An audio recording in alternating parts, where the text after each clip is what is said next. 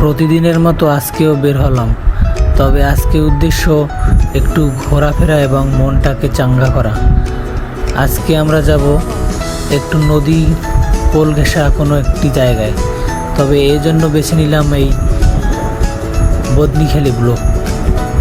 আমরা আসছি আজকে ছোটো একটা ট্যুর দিতে, মাত্র 70 টাকার ট্যুর, মানে আধা লিটার তৈলে। জায়গাটা দেখেন, একেবারে নিরিবিলি, কেউ নাই আমরা ছাড়া, পুরোই খালি।